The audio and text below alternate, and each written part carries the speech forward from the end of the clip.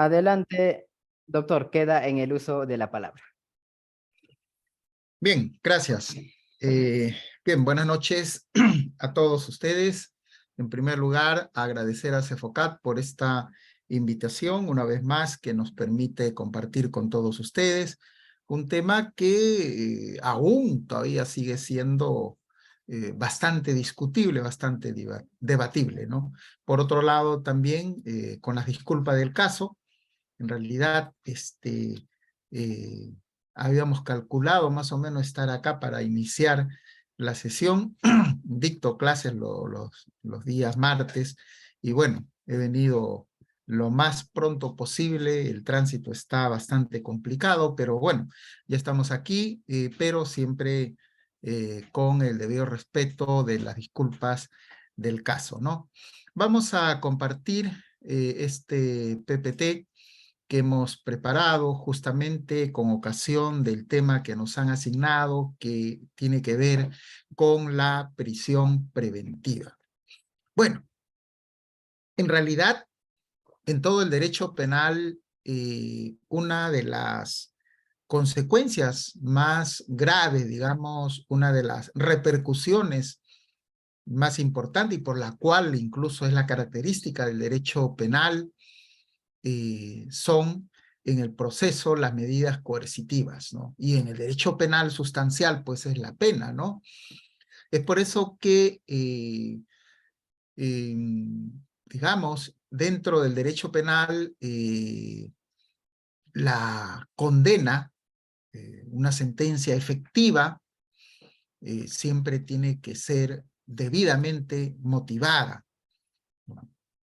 Y en el proceso penal, mientras tanto, el proceso todavía esté en trámite, hay la posibilidad de dictar algunas medidas coercitivas, ¿no? Medidas coercitivas de carácter personal. Se ha hecho una clasificación, digamos, de carácter pedagógica más que todo, porque al final todo afecta a las personas, ¿no? Y en este caso al imputado.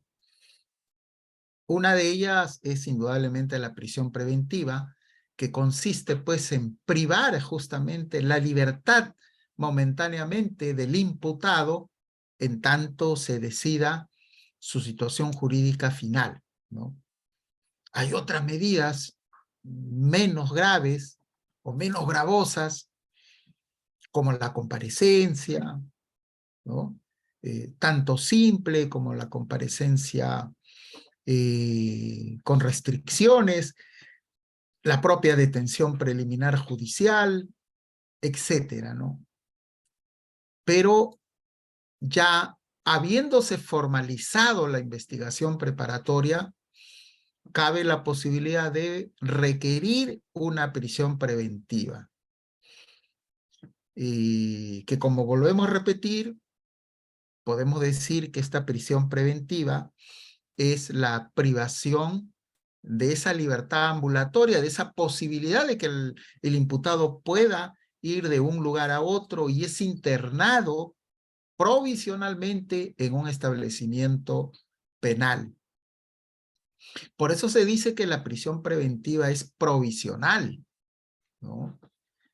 Y justamente porque priva momentáneamente la libertad ambulatoria, es más, ¿no?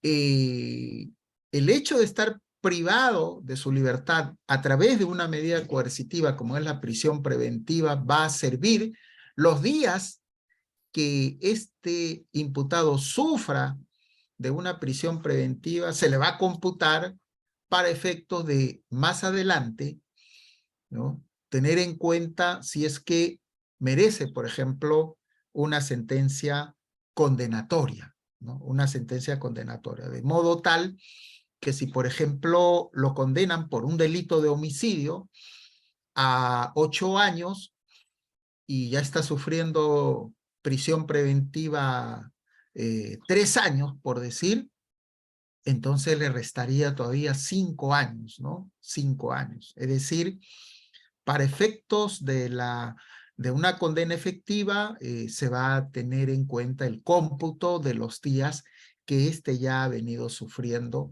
prisión preventiva. Por eso, además, que la prisión preventiva exige solo en casos muy excepcionales, ¿no? El principio de excepcionalidad.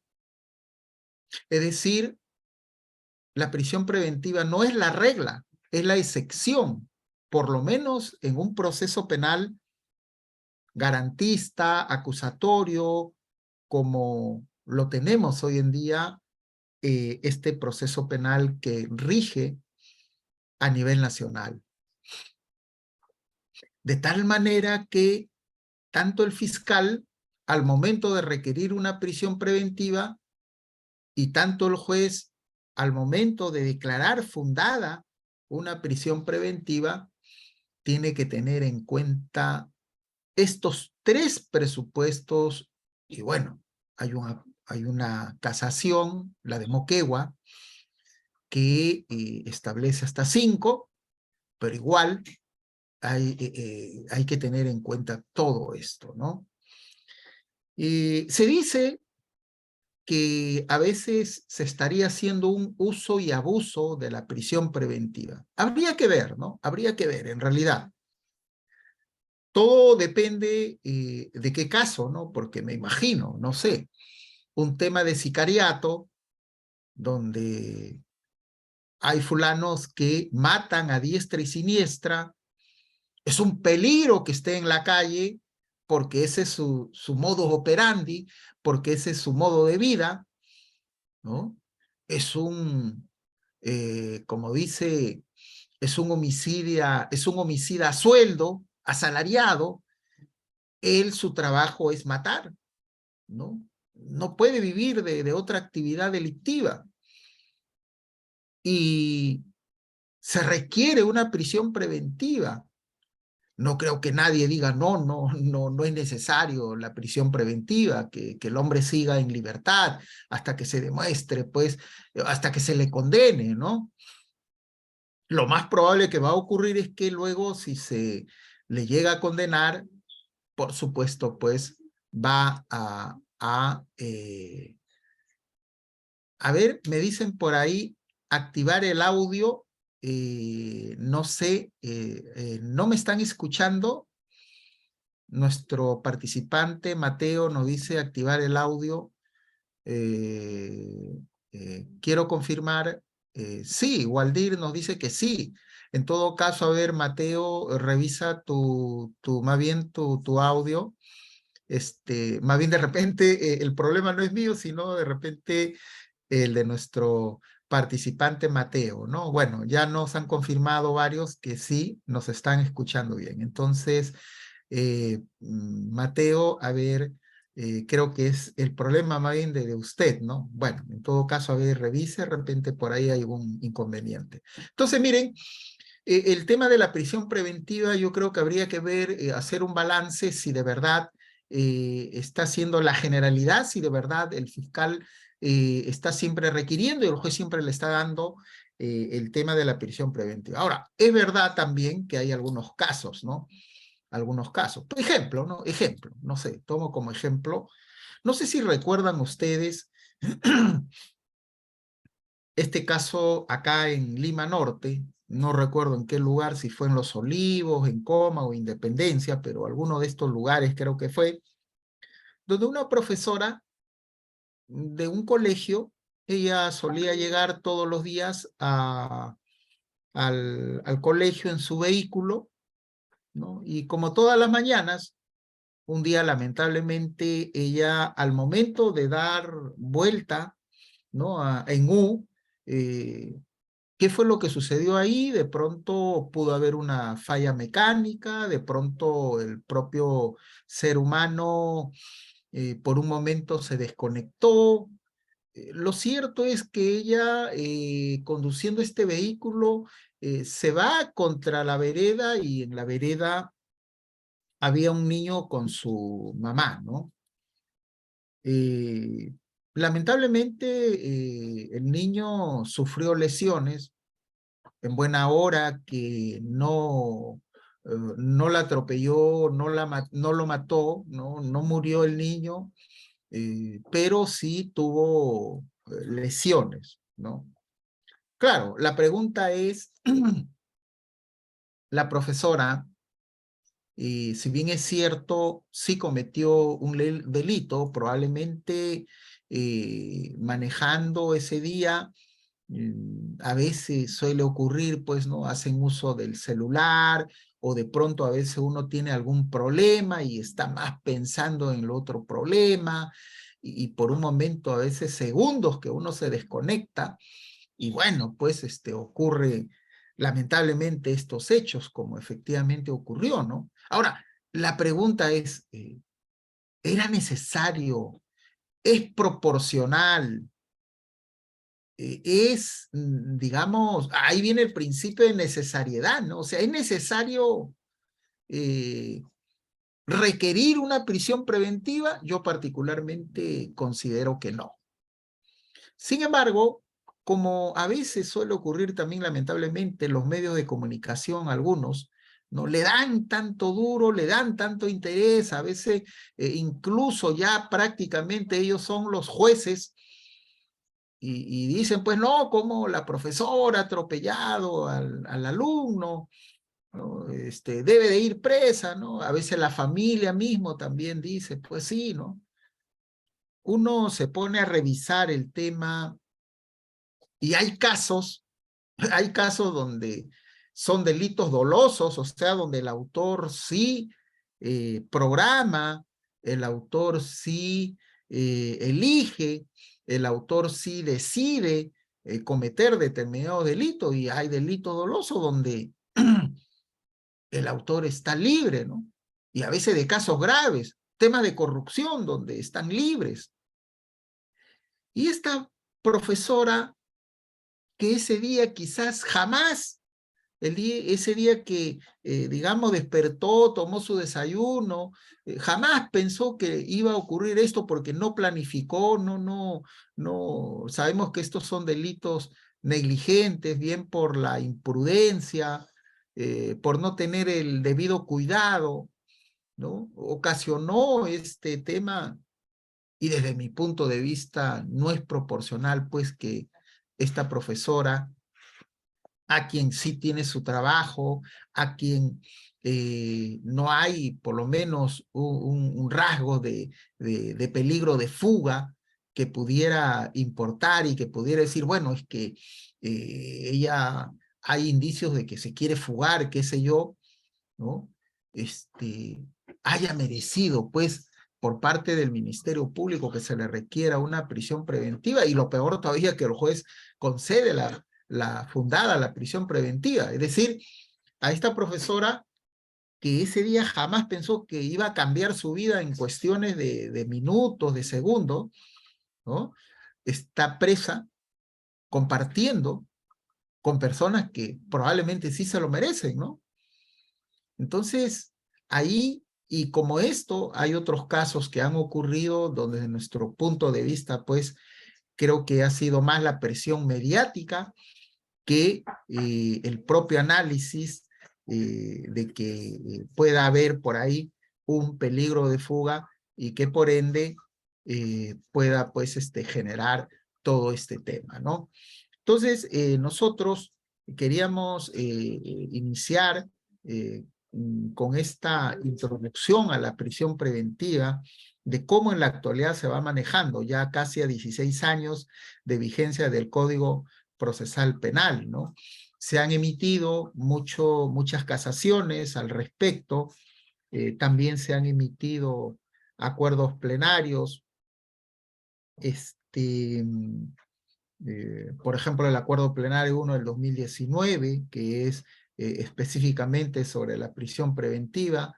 Aún con ello, sentencias plenarias, por ejemplo, están manejando algunos conceptos como el tema de la famosa sospecha, ¿no? Y que para requerir una prisión preventiva se necesita, pues, la sospecha grave, ¿no? La sospecha grave.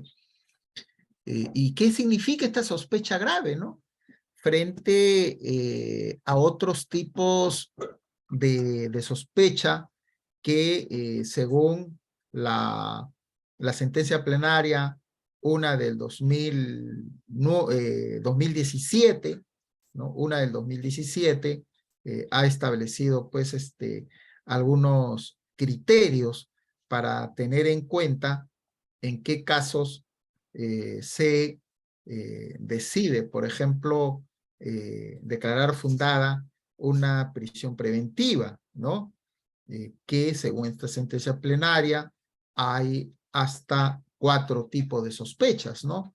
Acá la sospecha dice inicial, la sospecha reveladora, luego la sospecha suficiente y la sospecha grave, que es la que para incoar o para requerir una prisión preventiva se necesita de una sospecha grave, ¿no? Y no de una sospecha inicial menos reveladora y menos suficiente, ¿no? Entonces, la jurisprudencia, la Corte Suprema viene estableciendo algunos criterios que son útiles, que son orientadores, que permiten, digamos, establecer algunas pautas, algún derrotero, para que los operadores, tanto los fiscales, los jueces, los propios abogados, vayan teniendo en cuenta algunos aspectos importantes sobre la prisión preventiva. Nosotros queríamos ver justamente, ojo, en toda medida coercitiva o alguna medida limitativa de derechos, ¿no? Como por ejemplo, si hablamos de medidas coercitivas, ya hemos señalado algunas de carácter personal, como la comparecencia, la detención preliminar, la propia prisión preventiva, entre otras, el arresto domiciliario, ¿no? Y en materia de medidas coercitivas de carácter real, digamos, la más importante son el embargo, la incautación, el secuestro, entre otras, ¿no? Y en cuanto a las medidas limitativas de derecho, lo tenemos, por ejemplo, en el allanamiento, ¿no? El allanamiento de domicilio, sea autorizado por el juez o sea en un caso de flagrancia, ¿no? Porque limita un derecho a la inviolabilidad de domicilio, por ejemplo. O, por ejemplo, la intervención telefónica, ¿no? Que en cierto modo también implica interferir con el derecho que uno tiene a una vida privada, ¿no? A comunicarse con quien quiera. Entonces, en todas estas medidas, el levantamiento del secreto bancario, de la reserva bursátil, la propia intervención corporal, etcétera, todo ello implica ciertas limitaciones. Y en todas esas medidas coercitivas o limitativas de derechos, por ejemplo, siempre tenemos o hay que tener en cuenta 2 presupuestos, ¿no? 2 presupuestos, ojo. Lo que se conoce como el fumus delicti comissi, o en términos generales sería la apariencia de buen derecho. Acá los indicios racionales de criminalidad o apariencia de buen derecho, ¿no? Es decir, que para tomar una medida que restringe derechos, limita derechos, priva algunos derechos, mínimo, tienen que haber algunos elementos, ¿no? Y ahí en materia de medidas coercitivas, pues, por ejemplo, dice que para pedir la detención preliminar judicial de una persona, se requiere razones plausibles, ojo, razones plausibles. No se requiere suficiente elemento de convicción o fundado si grave elemento de convicción, como si, por ejemplo, se requiere para la prisión preventiva. Y eso en la medida de que cada medida coercitiva, debido a la intensidad o a la gravedad o a la afectación de esto, se exigen determinados presupuestos, ¿no? Y que son razones plausibles, por ejemplo, razones atendibles. Es decir, que para que el juez pueda autorizar una detención preliminar judicial no requiere de los mismos presupuestos que sí de lo que sí podría requerirse para una prisión preventiva, porque el nivel de intensidad es menos, ¿no? Una detención preliminar judicial, por ejemplo, procede básicamente cuando hay un peligro de fuga, ¿no? Hay la posibilidad de que el imputado pueda fugar. Entonces, lo que se hace es ordenar una detención preliminar para que el fiscal en 72 horas pueda realizar algunos actos de investigación y luego de ello ver si formaliza o no, y si formaliza y si va a requerir la prisión preventiva, por ejemplo, ¿no?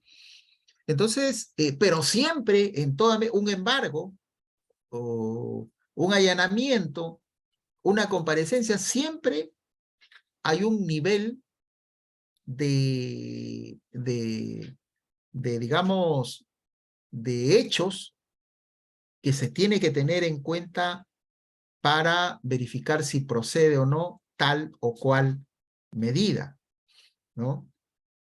Entonces, uno de los primeros presupuestos es el fumus delicti comicio, es decir, que hayan indicios, que hayan razones que justifiquen adoptar una medida de esa naturaleza.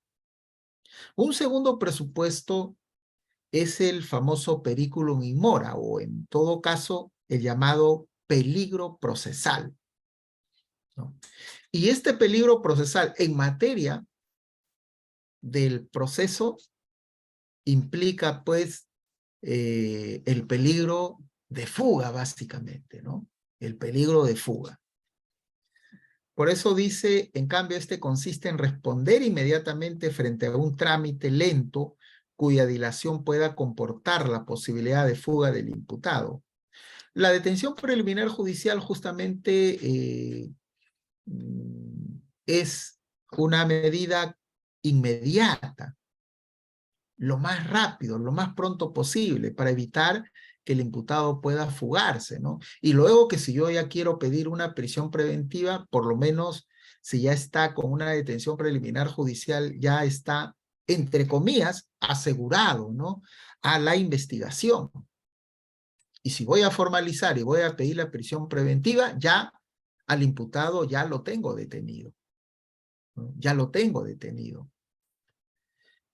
Y hace unas semanas atrás, creo que a través de los medios de comunicación, tuvimos, por ejemplo, la noticia de que había un juez había dicho lo siguiente, ¿no? No he declarado procedente la detención preliminar judicial de fulana porque el fiscal no me ha presentado elementos de convicción suficientes. La pregunta es, ¿en verdad para una detención preliminar judicial se requiere de elementos de convicción suficientes? Claro que no. Claro que no. Entonces ahí a veces hay una desnaturalización o el desconocimiento, no sé a qué puedo yo atribuir, que el juez considera que una detención preliminar es equivalente a una prisión preventiva, por ejemplo. ¿Y por qué si la prisión preventiva requiere de una sospecha grave? Y ahí pasamos, ¿no?, a este artículo, vamos a ver por acá, aquí está, ¿no? Dice el artículo 268 que para que proceda la prisión preventiva, para que se declare fundada la prisión preventiva, es necesario la concurrencia de ciertos requisitos o presupuestos, como lo llama el propio Código Procesal Penal. Y uno de esos presupuestos dice que existan fundados y graves elementos de convicción. O sea, no se trata de cualquier elemento de convicción.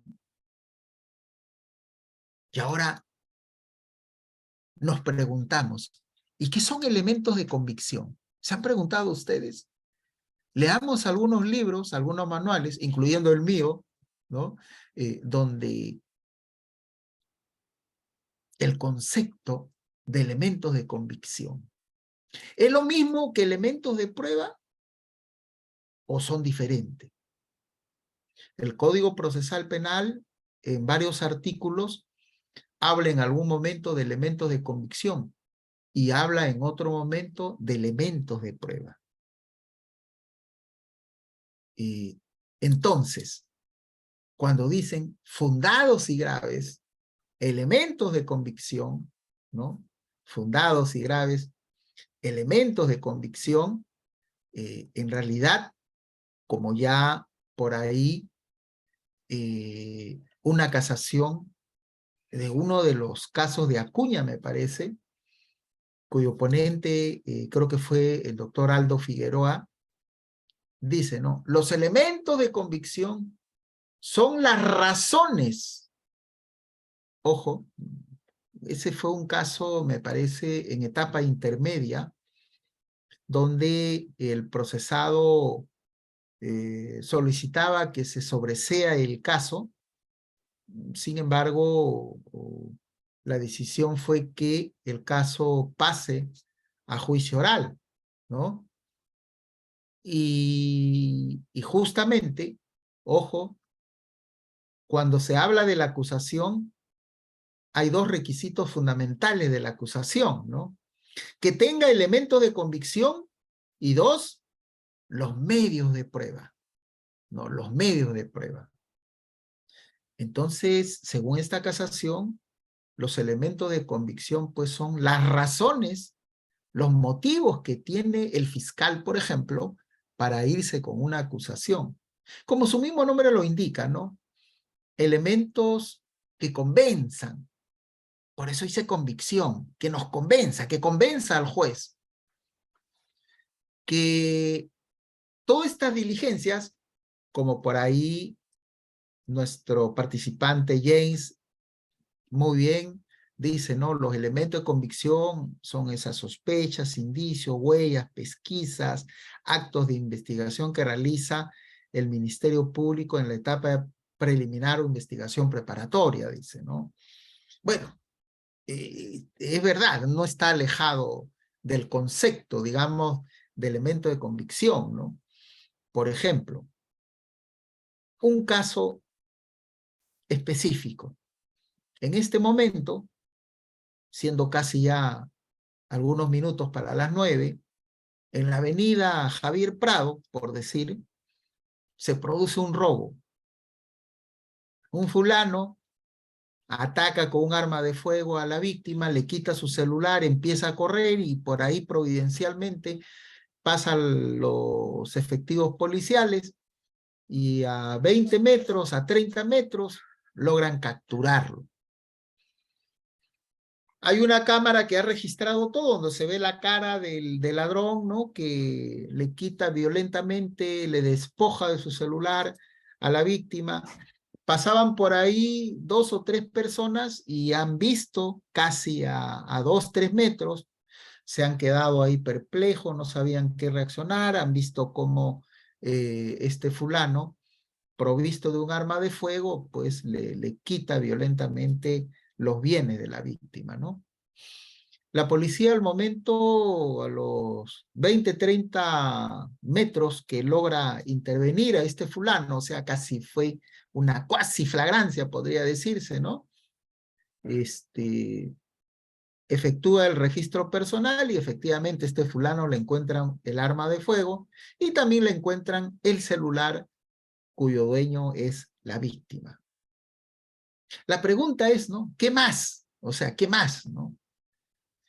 Tengo el registro personal y la incautación del arma de fuego.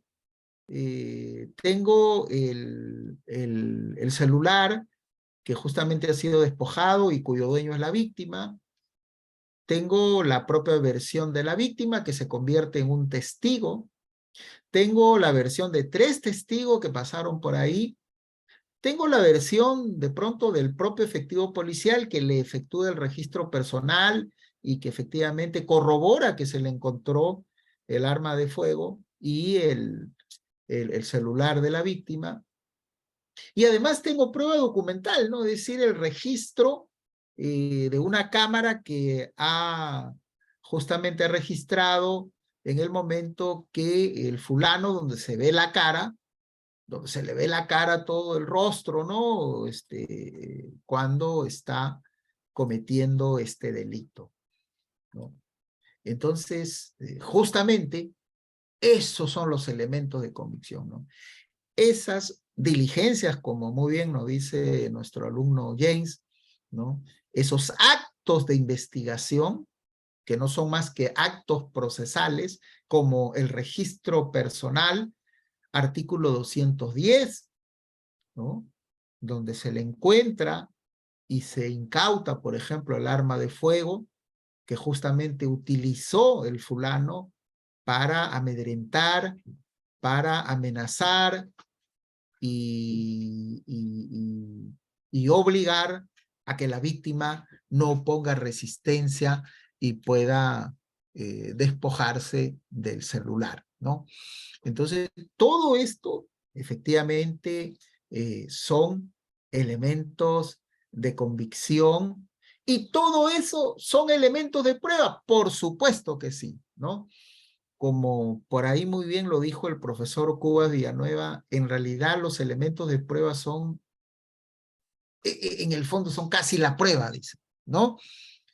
Los elementos de prueba son estos indicios, como dice, que van corroborando uno tras de otro, ¿no? Entonces, por ejemplo, el arma, el que se utilizó para este robo, el encontrarle el celular, la versión, los testimonios, que serían 4 o 5, ¿no? El agraviado, el efectivo policial y 3 testigos más que pasaban por ahí. Todo esto suma, son actos procesales.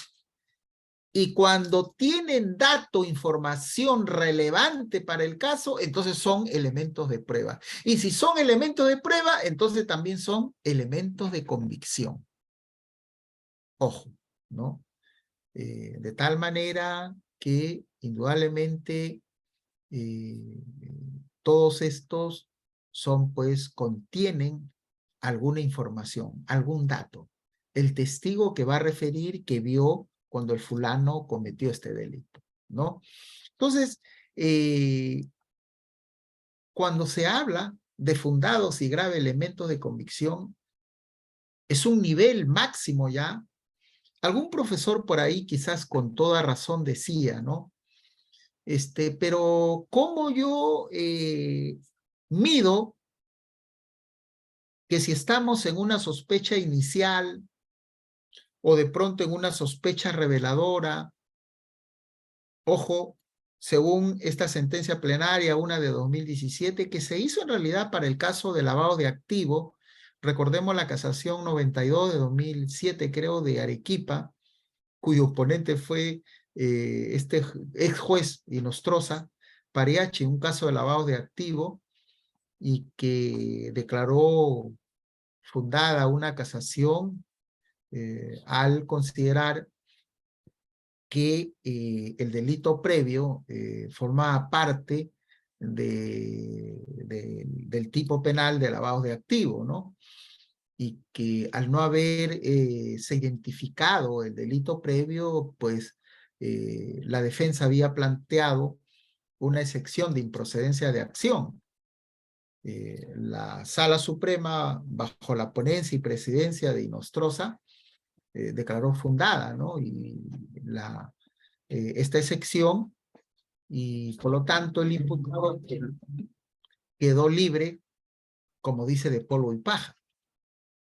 Esto generó una preocupación a todo el Ministerio Público porque si en virtud de esta decisión prácticamente el Ministerio Público del 100% casi tenía un 70-80% de estos casos, lo cual significa que con esa decisión de la Corte Suprema, de esa sala, todos los casos se iban a caer, ¿no?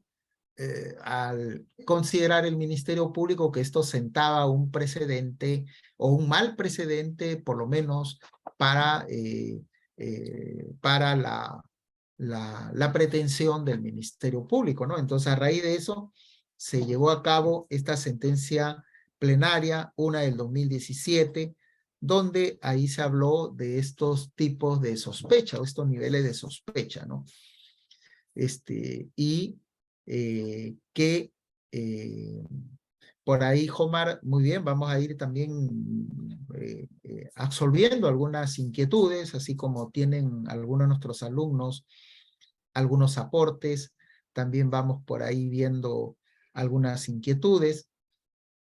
Freddy, por ejemplo, nos dice los elementos de convicción tienen que ir de la mano con la sospecha grave, ya que servirán para la motivación, ¿no? Es decir, para que el juez al momento de tomar una decisión, efectivamente funde su decisión, si va a declarar fundada una prisión preventiva, en justamente estos elementos de convicción que forman parte de los presupuestos. Por ahí, Omar nos dice cuál será la diferencia entre elementos de convicción, indicios y evidencia. Muy bien, mire, ve.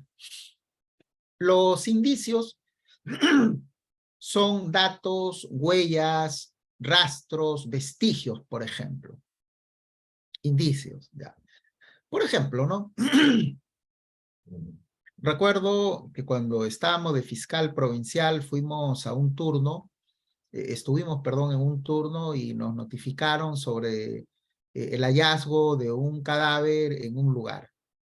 Muy bien, fuimos al lugar, efectivamente ahí estaba el cadáver, que dicho sea de paso, al parecer ya había pasado varios días, estaba putrefacto el cadáver, pero al costado del cadáver había una Biblia, ¿no?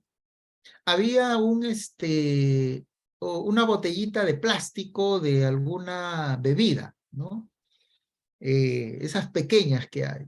Y todavía contenía casi menos de la mitad, al parecer, agua, ¿no?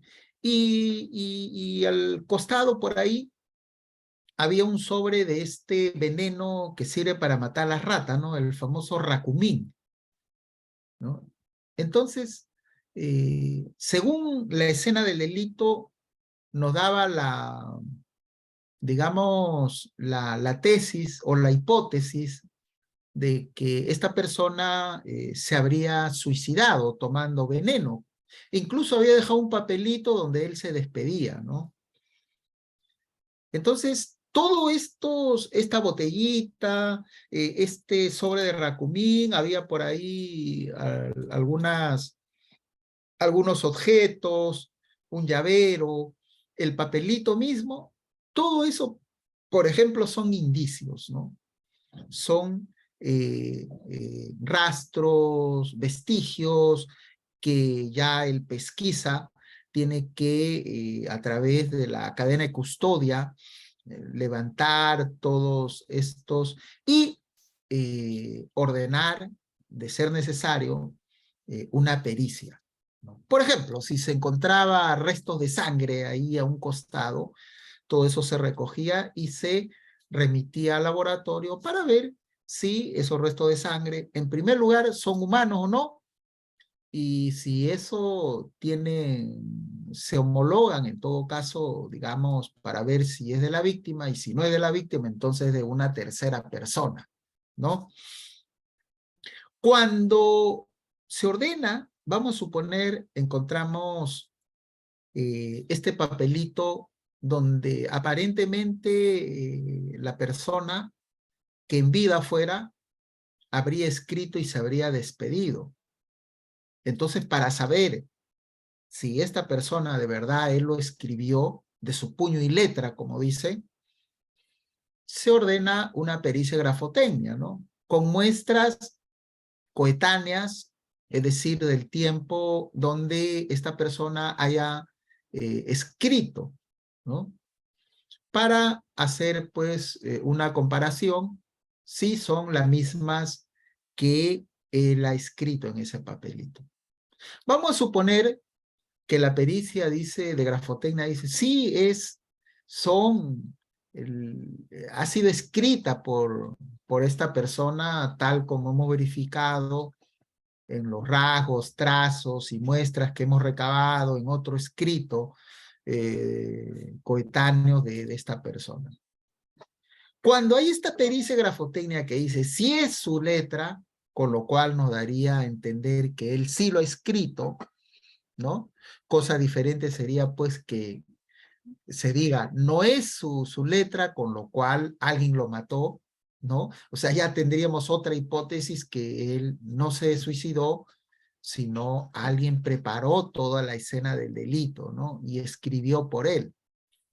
Pero esta pericia, cuando ya se realiza esta pericia, ahí se habla de evidencia. Ojo, en el caso peruano, en ningún artículo considera a la evidencia. Lo que pasa es que nosotros, siguiendo el modelo norteamericano, por ejemplo, sí hablan de evidencia, y en cierto modo también los colombianos, pero en materia del proceso penal peruano, en ningún artículo de nuestro código habla específicamente de evidencia, ¿no? Sino que, digamos, en nuestro discurso, a veces en los libros, y de eso hace la diferencia, por ejemplo, el profesor trujillano, Florencio Mixan Más, ¿no?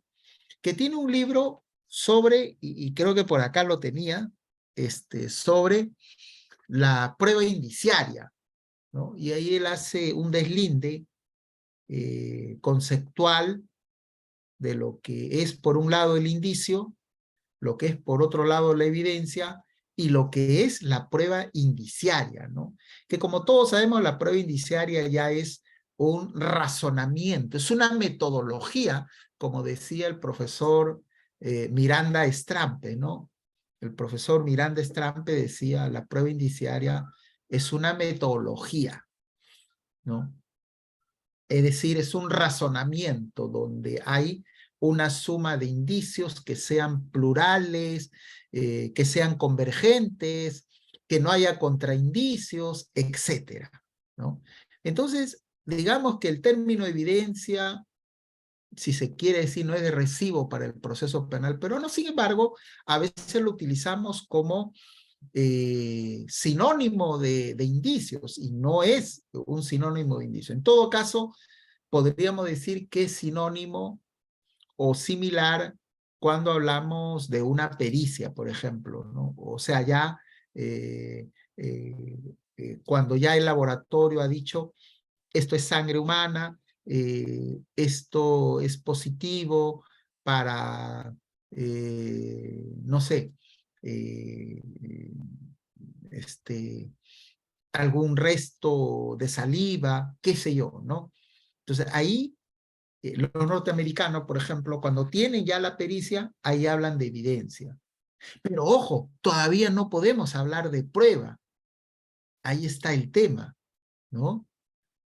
Cuando nosotros hablamos de prueba, cuando ya se ha actuado en el juicio oral, ¿no? En el juicio oral. Llevamos al perito, lo sometemos al interrogatorio, al contrainterrogatorio, luego el juez le dice, muy bien, señor perito, gracias por su contribución, puede usted retirarse.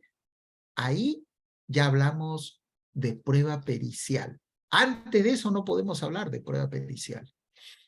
Y ahí ya hablamos de prueba, donde entendemos que el juez es para que pueda valorarlo, darle el valor y en base a ello tomar una decisión, ¿no?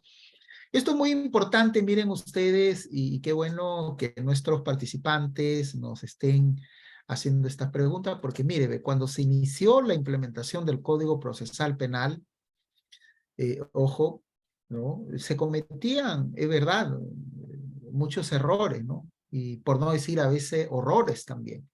Hoy que ya hemos aprendido bastante, que ya somos ya un poquito más que quinceañeros, ¿no? Creo que son 16 años, casi ya para 17, por lo menos de que se implementó en Guaura un 1 de julio del año 2006, ya ha habido bastante avance, bastante precisiones, ¿no? No podemos estar en lo mismo. Pero en aquella época a veces el propio fiscal o el propio abogado decía, señor juez, por ejemplo, el fiscal, ¿no? Pido la prisión preventiva porque el Ministerio Público cuenta con las pruebas, ¿no? La pregunta es, ¿de qué pruebas me habla? Si todavía no ha habido juicio oral, ¿no? O a veces la defensa también alegaba y decía, señor juez, el Ministerio Público no tiene prueba, ¿no? Cuando aquí no hablamos de pruebas, ¿no? El nivel de la prueba es ya en el juicio oral luego de su actuación. Y por eso acá el nivel es fundados y grave elemento de convicción, dice, para estimar razonablemente la comisión de un delito que vincule al imputado con el hecho, bien como autor, bien como partícipe, ¿no? Ese es uno de los primeros requisitos que, como yo siempre digo, casi siempre se cumple, ¿no? Casi siempre se cumple. La prognosis de pena a veces por la misma gravedad del delito, un robo agravado, ¿no? Artículo 189, por ejemplo, cuya pena va de 12 a 20 años. No sé qué tendría que ocurrir para decir, no, la prognosis de pena va a ser menos de 4 años. No sé.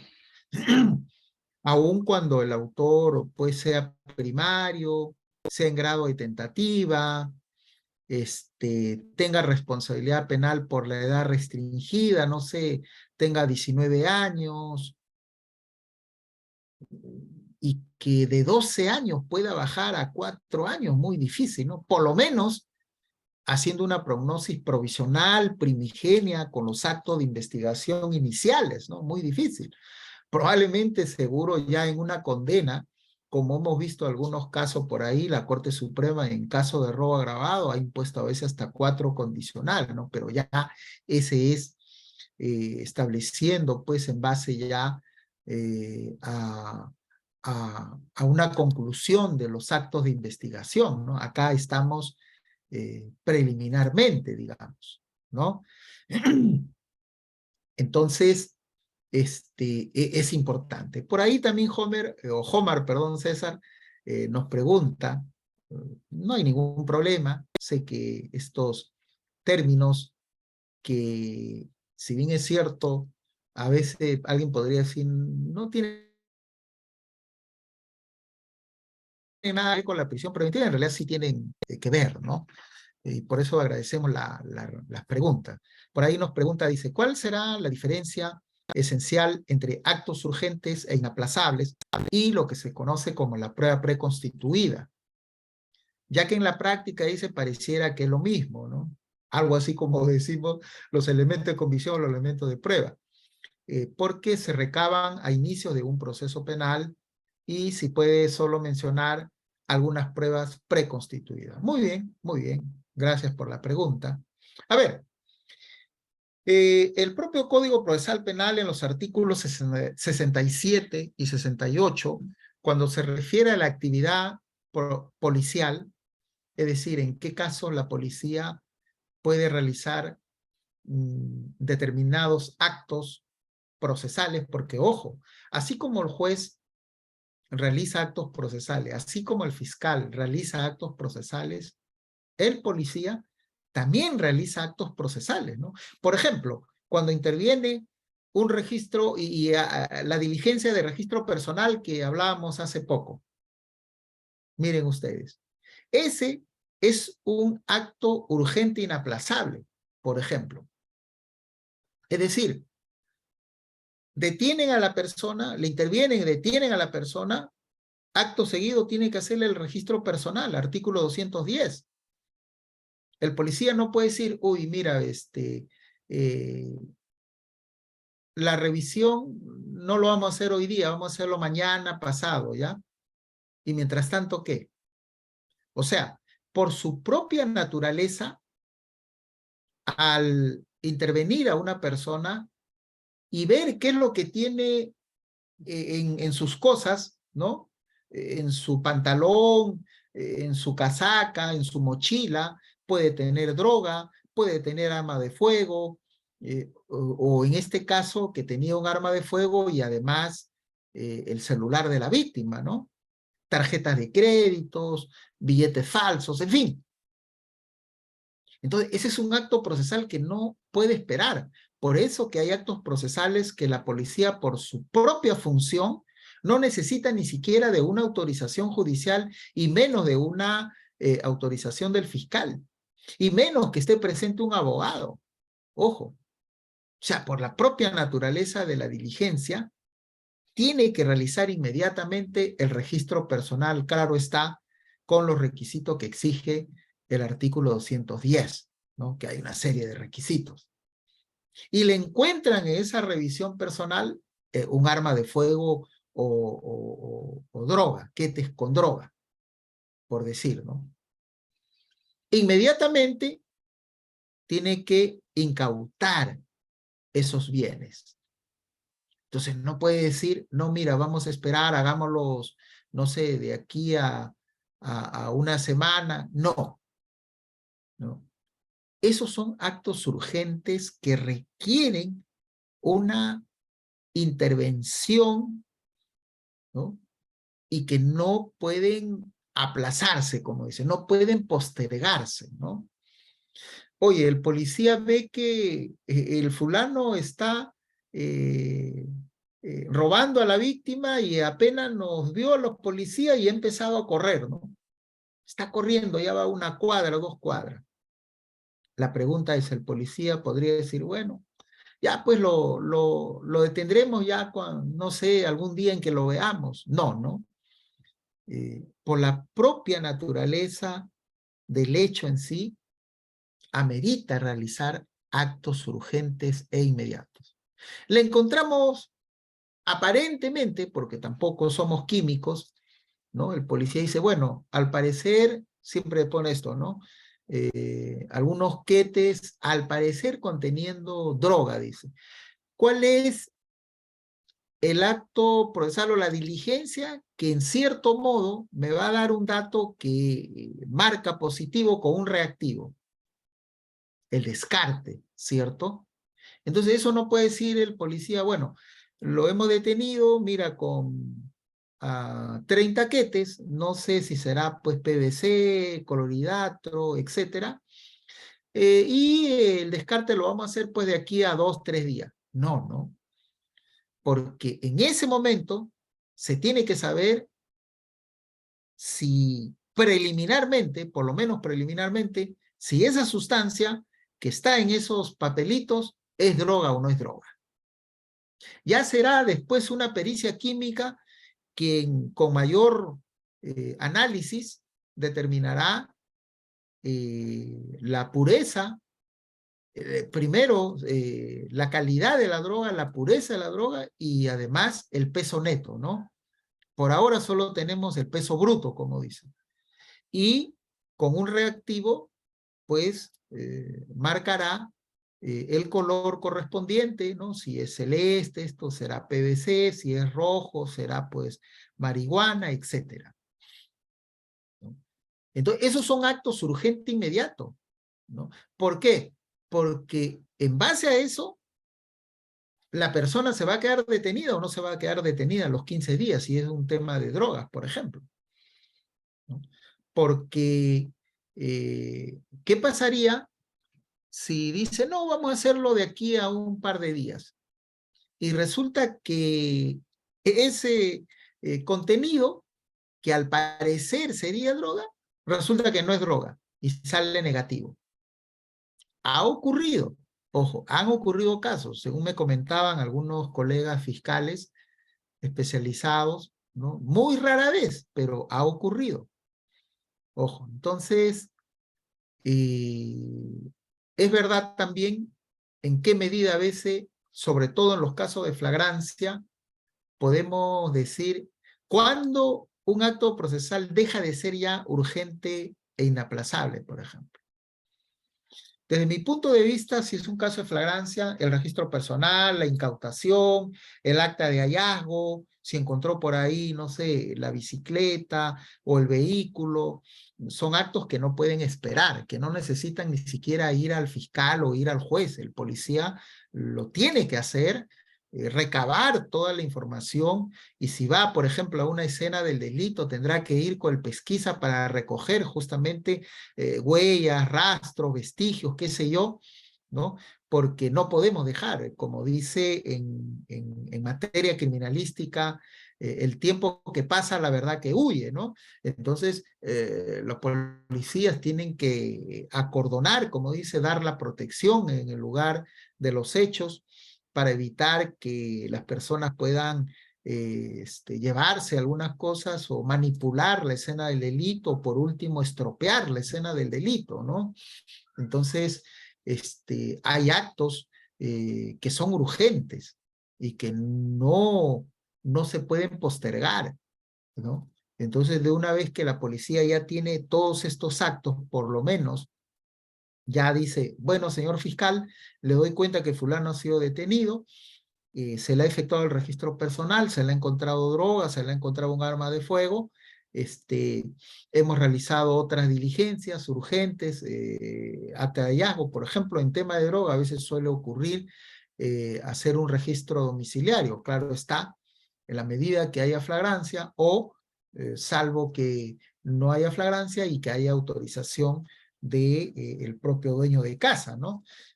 Entonces, hay actos que por su propia naturaleza necesitan realizarse inmediatamente, ¿no? Ahora, muchos de estos actos urgente e inaplazable pueden ser prueba preconstituida, sí. Por ejemplo, la diligencia del registro domiciliario, perdón, la diligencia del registro personal, donde se le revisó y se le encontró, por ejemplo, el arma de fuego, esa es una prueba preconstituida, por ejemplo. Y aquí viene, y entonces, ¿qué es la prueba preconstituida? Ojo, el Código Procesal Penal no señala por ahí expresamente así, con este título de prueba preconstituida. Sí dice por ahí, ¿no? Prueba anticipada, prueba por indicios, prueba testimonial, etcétera, ¿no? Pero en la prueba preconstituida del Código Procesal Penal no ha establecido un artículo específico. Sin embargo, sí hay algunos artículos donde dice, ¿no? Y creo que es el 385, 383, cuando se oraliza, dice, se puede oralizar prueba documental y se pueden oralizar, por ejemplo, el acta de incautación, el registro personal, hasta la propia dice diligencia de reconocimiento físico en rueda, por ejemplo, y que todo eso constituiría prueba preconstituida. ¿Ya? No está el juez, ojo, porque el concepto de actos de investigación y de actos de prueba es que en los actos de prueba, a diferencia de los actos de investigación, en todos los actos de prueba está el juez, lo dirige el juez.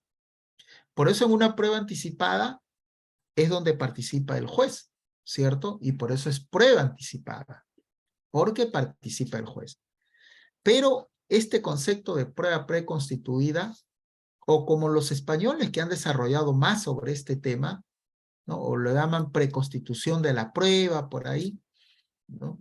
Tiene que tener 3 requisitos, dice. 1, que sea objetivo. 2, que sean, ¿cómo dice que irreproducibles? Y 3, que sean en el marco legal, es decir, respetando el debido proceso. Cuando dice de objetivo, es algo que se pueda ver, ¿no? Que sensorialmente lo podamos ver, escuchar, tocar, etc. Tiene que ser objetivo. Y la diligencia, por ejemplo, de registro personal es objetivo, ¿no? Porque vemos cuando la policía lo interviene a la persona, le hace el registro para ver si tiene algún objeto de relevancia penal. Es irreproducible. ¿Qué significa? Que no se puede reproducir en el juicio oral. Por eso el fiscal si se va con una acusación, ¿cuál es la diferencia entre la prueba anticipada y la prueba preconstituida? Que la prueba anticipada, como su mismo nombre lo indica, ya se anticipó al juicio oral, o sea, es una partecita del juicio oral. Por eso que si el fiscal acusa, ofrece la prueba anticipada, ¿para qué? Para que en el juicio oral solo se oralice como prueba documental. O sea, no hay actuación de la prueba anticipada.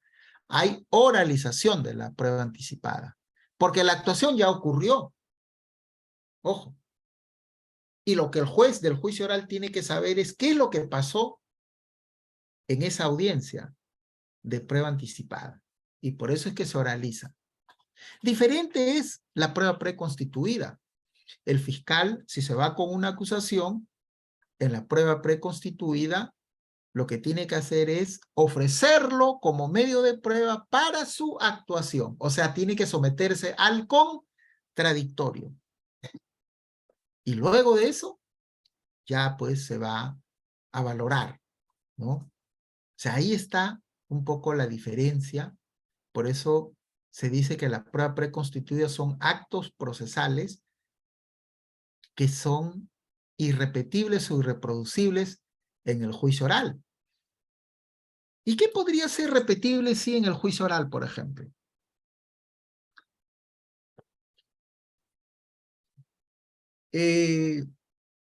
Juan Pérez Sánchez, que es testigo presencial de este robo, uno de los 3 testigos que vio el robo, ¿cierto? Entonces lo que hace el fiscal es llevar a estos 3 testigos para tomarle su manifestación. Y Juan Pérez Sánchez señala, sí, yo estaba pasando por ahí, justo ya me he ido a mi casa, y de pronto me percaté que un fulano le puso un arma de fuego en la cabeza de otra persona y le empezó a despojar de su celular, por ejemplo, ¿no? Eso que está contando, eso que está narrando este testigo Juan Pérez Sánchez, ahí en la policía, que le va a servir al fiscal como un elemento de convicción, quizás para requerir la prisión preventiva, ¿se puede reproducir en el juicio oral? Sí, siempre y cuando Juan Pérez Sánchez sea ofrecido como testigo por el fiscal y además Juan Pérez Sánchez siga vivo, ¿no? Que llegado al juicio oral, que probablemente suceda, no sé, después de medio año, 7 meses, entonces, y llega el juicio oral, y lo voy a citar a Juan Pérez Sánchez, y así como Juan Pérez Sánchez lo dijo en la instancia policial, narró con detalles o lujo de detalles, como dice, las circunstancias, todo lo que él pudo ver, es lo mismo que va a decir cuando vaya al juicio oral, es decir, se puede reproducir. Entonces va a ir Juan Pérez Sánchez, se va a someter al interrogatorio y él va a reproducir lo mismo que ya dijo, ¿no? Va a decir, sí, efectivamente, yo ese día me dirigí a mi casa y de pronto vi a 2, 3 metros, me llamó la atención que un fulano le puso el arma de fuego, etcétera, etcétera. Entonces, eso sí se puede reproducir. Como se puede reproducir, por ejemplo, el tema de la pericia, ¿no? Por eso el fiscal, cuando ofrece en la etapa intermedia, si es que se va con una acusación en los medios de prueba, no es que ofrece a la pericia, ofrece al órgano de prueba. ¿Y quién es el órgano de prueba? El perito. Señor juez, ofrezco al licenciado, al psicólogo, al médico legista, al ingeniero, etcétera, al biólogo, al químico, fulano tal, ¿no? Quien va a deponer en el juicio oral a explicar sobre la pericia que él ha realizado. Eso se puede reproducir lo que dijo en su pericia, que lo tenemos ahí escrito, firmado en los actuados del expediente fiscal. ¿Y eso se puede reproducir en el juicio oral? Sí. Cuando vaya el perito y se someta al interrogatorio y al contrainterrogatorio, ¿no? Entonces él va a explicar, va a decir, sí, esa es mi pericia, esa es mi firma, ese es el contenido, yo llegué a esas conclusiones, utilicé esta metodología, y bueno, y se somete a todas las preguntas, pues a las dudas, qué sé yo, que puedan tener tanto quien lo ofrece como quien hace el contrainterrogatorio. ¿Se puede reproducir? Sí. Lo que no se puede reproducir en el juicio oral, por ejemplo, es esta diligencia de registro personal, ¿no? No se puede reproducir. O sea, no podemos ir al juicio oral y que el juez diga, a ver, ¿cómo fue, pues, a ver, quiero que, a ver, esté acá el imputado, el policía, y a ver cómo realizó el registro personal, ¿no? A ver, hágalo, a ver, escenifiquen, a ver, no se puede, pues. Porque como dice, eso ya fue. Ahora, la finalidad de la prueba preconstituida es justamente conservar, ojo, conservar esos elementos de prueba. ¿Cuál? Se le hizo el registro personal y se le encontró un arma de fuego del cual él no tenía licencia, por ejemplo. Y se procedió a la incautación de esa arma, ¿no? Por eso, que eso es considerado, entre otros, como prueba preconstituida y que el fiscal lo va a ofrecer para que en su momento pueda lecturar. Ahora, es verdad, y yo he tenido casos, ojo, donde creo que fue por un caso de tenencia ilegal de armas, efectivamente el policía había incautado el arma en el imputado, pero él fue, ¿no? O sea, ofrecimos al efectivo policial que realizó esta diligencia y él se sometió al interrogatorio, incluso en pleno interrogatorio logramos que se ingrese el acta de registro personal e incautación, ¿no? Entonces, al momento que hubo que lecturar, ya no era necesario, porque ya eso había ingresado con el interrogatorio que se sometió el efectivo policial que realizó esa diligencia, ¿no? Entonces, en ese momento, por ejemplo, le dijimos, señor, este es el acta que usted realizó. Sí, efectivamente, es su firma, sí, es mi firma, es todo perfecto, ¿no? Y ahí ya describe toda la actuación que realizó el efectivo policial, dónde le encontró en el arma, si fue en el bolsillo derecho, en el izquierdo, en qué posición estaba, si tenía balas, qué sé yo, ¿no? Todo. Entonces, por ahí más o menos podemos hacer una diferencia en este sentido. El tercer presupuesto, ojo, es lo que nosotros sí consideramos, podríamos decir, yo siempre digo, ¿no? El fiscal a veces, fundado y grave elemento, puede tenerlo, sobre todo en los delitos flagrantes, ¿no? Oye, lo intervienen a fulano y le encuentran un arma de fuego. Pido la información a Sucame y Sucame me dice, el señor no tiene licencia para portar arma de fuego. El propio imputado, en presencia de su abogado, dice, sí, efectivamente, esa arma me la encontré hace un día y justo lo iba a llevar para devolverlo, para entregarlo a la comisaría y bueno, pues mala suerte que me han detenido, ¿no? Es el mismo acepta. El arma se somete a una pericia, está operativa. ¿Qué más?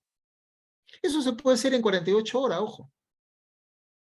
Por lo cual yo como fiscal, si creo que la cosa es grave, porque resulta que el fulano al que se le ha encontrado esta arma de fuego, él tiene antecedentes por robo, por arma de fuego. Entonces es lógico pensar que no es que se ha encontrado, que se acaba de encontrar el arma y que justamente lo iba a devolver, ¿no? Y que para mala suerte a él, pues lo interviene. No, sino que pues utiliza esa arma de fuego para robar.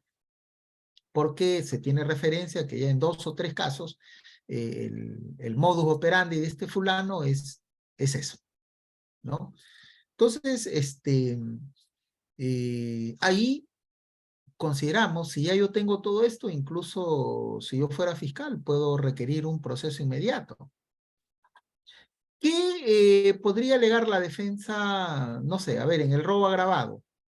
Podría decir, no, que yo también puedo ofrecer medios de prueba. ¿Qué podría decir? Voy a ofrecer un testigo que estuvo con mi patrocinado, justo estaban viendo el partido Perú-Brasil, ¿no? Del cual no queremos acordar. Pero, no, pues si ahí está el registro, ahí está su cara, ¿qué va a decir? No, es que yo no soy ese que está ahí, no, es otro, ¿no? En realidad, uno de los chistosos de la risa se ha hecho pasar por mí, pues, ¿no? ¿Qué sé yo? No, pues, ¿no? No es creíble, ¿no? No es creíble. ¿Qué más actividad probatoria que la defensa en este caso pueda decir, ¿no? Es lo que el acuerdo plenario en tema de proceso inmediato del año 2016 dijo, ¿no? Hay investigaciones donde casi ya la actividad probatoria está agotada. O sea, ya no hay más que hacer. ¿Qué más? Hay sí casos donde seguro hay que realizar actividad probatoria, ¿no? Es decir, cada caso en concreto es diferente. Entonces, uno de los presupuestos que de mi punto de vista es sí el más discutible, el más debatible y que a pesar de las casaciones, de los acuerdos plenarios, que con tanto esfuerzo probablemente la Corte Suprema está haciendo, es el peligro procesal. Es decir, es este punto C, ¿no? Que el imputado hizo en razón a sus antecedentes y otras circunstancias del caso particular permita colegir razonablemente que tratará de eludir la acción de la justicia, peligro de fuga, o que pueda obstaculizar la averiguación de la verdad, lo que llamamos nosotros peligro de obstaculización o peligro de la actividad probatoria, ¿no? Por lo general, podríamos decir que para que proceda una prisión preventiva, sí o sí debe de haber un peligro de fuga. Ahora, es necesario que concurra peligro de fuga con peligro de obstaculización, que justamente está en lo siguiente, ¿no? El peligro de fuga está en el artículo 269 y el peligro de obstaculización está en el 270. Es necesario que, primero, que todo lo que los supuestos que establece el 269 se den, no es necesario. Menos que vayan paralelo el 269 y el 270. Puede darse solo el 269, ojo. O puede darse solo algún supuesto del 270. Si van ambos, ya abonan, digamos, abonarían, ¿no? Más razones para que el juez pueda, pues, declarar fundada. Pero basta con que uno de ellos se dé, sí. No es necesario que concurran el 269, el peligro de fuga y el peligro de obstaculización, ¿no? Entonces, es aquí, creo yo, donde está el meollo del asunto, donde está toda la discusión eh, eh, de la prisión preventiva. Porque el sistema de las audiencias, ya la casación de Moquegua ya lo ha establecido, ¿no? Los 5 pasos que hay que dar. Por ahí hay algunas casaciones que consideran que en una audiencia de prisión preventiva sí puede mínimamente, aunque sea, discutirse, debatirse sobre algunos elementos como por ejemplo la tipicidad del delito, qué sé yo. Hay otras casaciones que dicen que no, que una audiencia de prisión preventiva no se puede convertir en una audiencia casi ya de juicio oral, es verdad, ¿no? Yo particularmente sí considero que mínimamente debe de debatirse el tema de la tipicidad, o sea, si el hecho ha sido debidamente subsumido o no por el fiscal. Y le cuento, ¿no? Por ejemplo, ¿no? Tengo acá un recurso de queja 307 del 2021 de Ancash. Casación fundada, dice. No sé si ustedes recuerdan, seguro que sí, esta discusión de cuando el imputado hace caso omiso a las reglas de protección de la víctima en un caso de violencia familiar, de lesiones. Y justamente como otros casos, han habido bastante debate. Yo sí siempre tuve una posición en ese sentido, una postura, que si era el 122-B, o sea, violencia familiar en el contexto, lesión en el contexto familiar, pero bajo la agravante de haber incumplido una regla de protección a la víctima, o si ese hecho era subsumido en el artículo 368, el llamado delito de desobediencia o resistencia a la autoridad. El fiscal en algún momento dijo, no, esto es 368. Mire que tiene que ver bastante el tema de la tipicidad. ¿Por qué?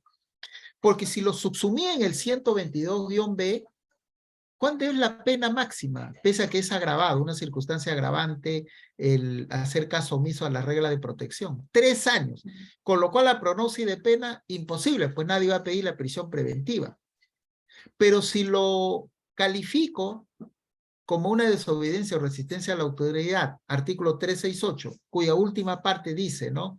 Efectivamente, aquel que hace caso omiso a una regla de protección merece una pena hasta de 8 años, con lo cual sí es posible incoar una prisión preventiva. ¿Qué es lo que ha dicho la Corte Suprema?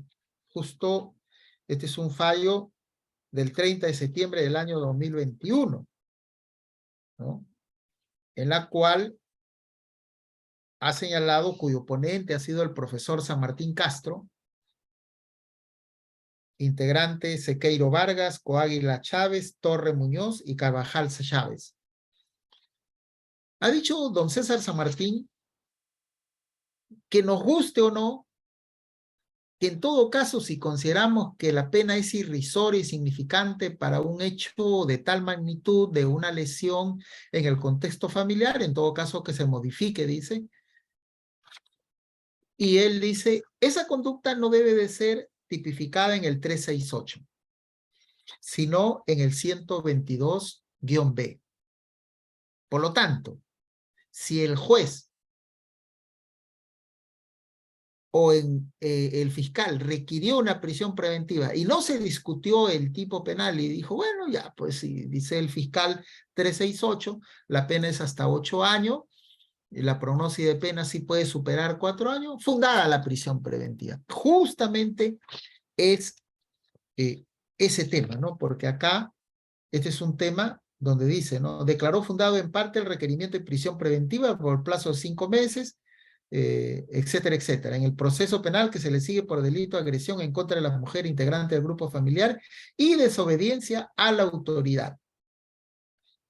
Miren, por eso, ¿qué importancia tiene, desde mi punto de vista, que en una audiencia sí tiene que debatirse este tema? Ojo, algunas ocasiones dicen, no, no debe discutirse, eso debe ser planteamiento después. Es decir, lo mandamos primero a la cárcel y luego vamos a debatir a ver si su conducta se subsume o no, ¿no? Ya tú, pues, defensa, pídele una adecuación al fiscal, ya si no te acepta, ya recién puedes venir al juez, lo analizamos y si tiene razón, pues ya tu patrocinado que salga, pues, de la cárcel, ¿no? Mientras tanto, o sea, está privado de su libertad, cuando eso se puede discutir prima facie, ¿no? Ojo. Entonces, ese es uno de los temas que yo no estoy de acuerdo incluso con la casación de Moquegua, porque eso es lo que dice la casación de Moquegua, ¿no? No, tienes que circunscribirte a ver primero fundado y grave elemento de convicción, segundo prognosis de pena, tercero peligro de fuga, cuarto proporcionalidad y quinto cuánto es los meses que estás pidiendo de prisión preventiva. Y esos pasos tienen que seguir así, uno detrás de otro. O sea, no hay discusión. Yo siempre, digamos, entre comillas, a veces saco cara o digo, ¿no? En el norte, por ejemplo, en Piura, ¿no? El fiscal requería una prisión preventiva y si, por ejemplo, en el primer presupuesto no había fundado y grave elemento de convicción, el juez Luego que el fiscal sustentaba su fundado y grave elemento de convicción, le corría traslado a la defensa argumentaba correctamente y a criterio del juez decía, bueno, sí creo que acá no hay fundado y grave elemento de convicción, a lo sumo hay indicios, pero ese no es, digamos, una categoría para que pueda requerir una prisión preventiva, ¿no? Acá tiene que ver, como dice, una sospecha grave, es decir, que hayan varios elementos de convicción, varios elementos de prueba, casi ya para condenarlo. O sea, en el caso del delito flagrante que decíamos, ya, ¿qué más necesitamos? Ya tenemos la pericia que el arma está apta para disparar. Ya tenemos el informe de Sucame que dice que el señor no tiene pues licencia para portar armas, ¿no? ¿Qué más necesitamos? O sea, ya casi ya digamos, de un 100%, el Ministerio Público casi ya tiene un 90% para decir que el juez emita una sentencia condenatoria. Entre comillas, ¿no? Estamos diciendo, ¿no? Eso siempre respetando el principio de inocencia. Claro está, ¿no?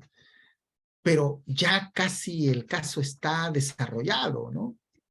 De modo tal que ya no hay mucho que hacer en algunos casos.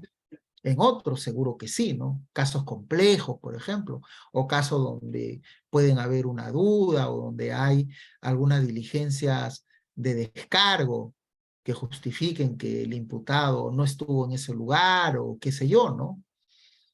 Entonces, en el tema de las audiencias, yo sí creo que hacía el juez Piurano, por ejemplo. Y me imagino que hacía lo mismo seguro el juez en Lambayeque, en La Libertad, en Tumbes, ¿no? Decía, señor fiscal, yo considero que efectivamente no hay fundado y grave elemento de comisión. Es decir, ¿para qué vamos a seguir ya alegando pronosis de pena,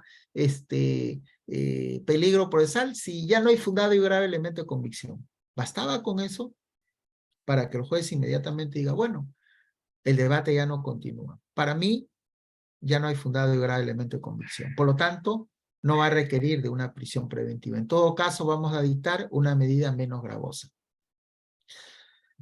Esta casación de Moquegua lo que te obliga es que tengas que agotar paso por paso, yo pregunto, ¿no? O sea, vamos a estar 1 hora, 2 horas probablemente discutiendo todos los cinco elementos que ha puesto esta casación, para que al final el juez diga, bueno, haciendo un análisis de todo, en realidad creo que no hay fundado y grave elemento de convicción, cuando eso se pudo haber ahorrado del inicio. Pero bueno, a veces somos bastante formalistas, ¿no? Quizás por ahí alguien diga, sí, pero hay razones, qué sé yo. Yo particularmente creo que es una pérdida de tiempo y donde tenemos que ver es, digamos, si de verdad hay fundado y grave elemento de convicción. Si hay fundado y grave elemento de convicción, recién pasamos a la prognosis de pena. Si no hay prognosis de pena, ¿para qué seguimos hablando ya de peligro procesal? Pero si hay prognosis de pena, entonces seguimos avanzando, ¿no? A ver si hay peligro procesal. Pero si no hay fundado y grave elemento de convicción, ¿para qué seguir debatiendo? ¿Para qué seguir discutiendo? Es, digamos, mi punto de vista, mi opinión. De repente no estemos todos de acuerdo, ¿no? Holmar también por ahí nos alcanza, nos dice, ¿no? Y si la policía lo siembra, esa arma, ¿qué se puede hacer? Bueno, mire, César nos pregunta, ¿no? César,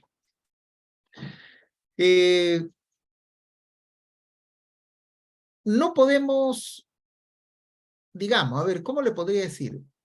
No podemos admitir así tajantemente como tampoco descartar. Por ejemplo, ¿no? Creo que fue un caso, mire ese caso que un cierto canal pasó, hubo una manifestación en Puno y todos los manifestantes empezaron a correr. En algún momento un policía, digamos, entre comillas, atrapa a alguno de los manifestantes y le pone una ganzúa en la mano como que esta persona pues es de su propiedad y que con esto pues ha estado utilizando, digamos, para hacer la protesta, ¿no? Con lo cual agravaría su proceder. Lo bueno fue que la cámara en ese momento de este canal grabó eso. Yo me imagino, ¿no? Si no hubiera grabado esto, es la palabra del policía con la palabra del detenido, ¿no? Él dirá, no, yo no lo he tenido, tal efectivo policial me lo ha puesto en la mano, es decir, me lo ha sembrado, como dicen, ¿no? Hemos visto, lamentablemente, en una intervención acá por Gamarra, ¿sí? Donde se ve que 2 o 3 policías ingresan a un establecimiento y muy subrepticiamente, o sea, ocultamente, dejan la droga ahí, luego se van y luego de algunos minutos ingresan y dicen, ah, mira, te encontramos la droga, ¿no? Lo bueno fue que eso se grabó. Yo me imagino, ¿no? Si eso no se hubiera registrado, si no se hubiera grabado, era su palabra del policía con la palabra de la persona. Ahora, eso no descarta que a veces hay algunas personas acostumbradas a delinquir, sobre todo en el tema de droga, ¿no? Ya se sabe que venden droga y casi siempre dicen, me han sembrado, dicen, ¿no? Puede ser verdad como puede ser mentira, ¿no? Hoy que felizmente la tecnología nos permite grabar con celular, a veces un tercero graba a veces eso, ¿no? Y sería bueno que lo entregue, ¿no? Para ver si de verdad lo sembraron o no. Ahora, yo cuando he sido fiscal, le soy sincero, yo a veces me daba cuenta, ¿no? Me daba cuenta, es más, yo le preguntaba al detenido y les confieso que ningún detenido, ¿cómo podríamos decir? Lo delata al policía. En una oportunidad me dio esta sensación de algo raro acá que pasaba. Incluso en la entrevista que tuve con el detenido a solas, le dije, dime la verdad, le digo, ¿la droga que te han encontrado es tuya o alguien te ha puesto? Se cayó, me miró y luego, no, doctor, me dijo, no, sí es mío, me dijo, ¿no? Pero yo tuve la sensación de que en realidad, al parecer, le habrían puesto, ¿no? Y por eso yo particularmente le soy sincero, no me atrevería a decir, oiga, le han sembrado, no, salvo que tenga algún elemento, ¿no? Como vuelvo a repetir, a veces hay algunas personas ya que son ranqueadas, que se la saben de todas y casi siempre alegan que le han sembrado, cuando en realidad sí lo tenían, ¿no? Sí, a veces es muy difícil probar eso, ¿no? ¿Cómo le creo yo al policía que me está diciendo que sí le encontraron la droga? ¿Y cómo le creo al detenido que dice que no, que lo han sembrado, ¿no? ¿A quién le creo, no? Ojo, si no tengo nada, es nada más la palabra de uno con la palabra del otro, ¿no? Entonces, ahí hay a veces situaciones donde es bastante difícil, ¿no? No obstante, a veces lo que uno hacía era que se investigue en todo caso, ¿no? Pero también a veces no había nada por hacer, digamos, ¿no? Por ahí nos habla también de Homar, nos dice, la imputación necesaria se podrá discutir en una audiencia de prisión preventiva, ya que escuché a un expositor mencionar que no era procedente porque desnaturaliza esta medida coercitiva. Bien, muy buena pregunta, Homar, muy buena pregunta.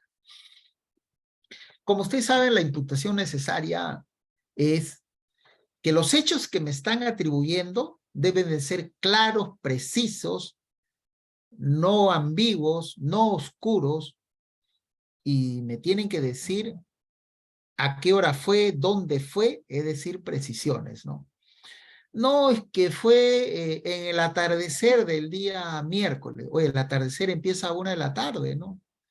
Y culmina probablemente 6, 6:30, no sé. Dime más o menos, ¿sabes por qué? Porque yo trabajo y yo salgo a las 5 de la tarde y yo marco tarjeta.